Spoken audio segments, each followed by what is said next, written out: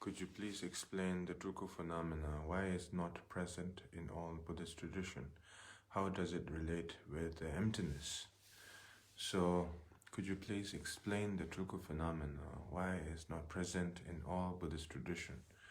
Well, the Tulku, phenomena, you can call it phenomena, that's what you are saying.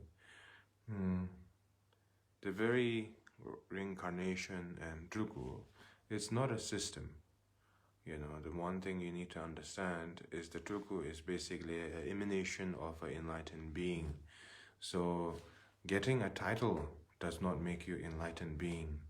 Anybody can write a title and register in the Wikipedia or register in the Facebook. Anybody can put some name on their head, and then when they are born, they can put any kind of a name. So any kind of a name, identity does not define your quality, so that is very simple. So Tulku phenomena and so on and so forth. Basically, all the great enlightened being, are beyond our idea of Tulku system or Tulku phenomena, because the enlightened beings are beyond all the religious ideas, or rather there are more engagement into what is needed for all the sentient beings, so the many Tulkus and many enlightened being doesn't has to be has to be from the Buddhist tradition. Many enlightened being can be from from the scientific family. It can be from different, it can be a doctor, it can be a nurse, it can be a military, it can be any kind of a social platform.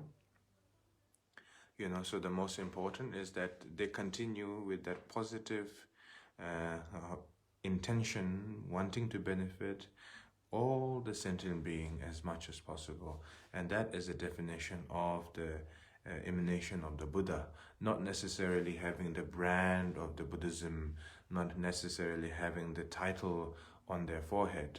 It's more to do with the quality and the continuity of the quality regardless wherever they are born, and then continuity with the aspiration they have made and all the aspiration they have accumulated throughout all the different lifetimes, and then continuity with the positive intention.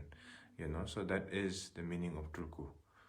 If you have a negative aspiration, and then you are not a Tulku, you are a human being.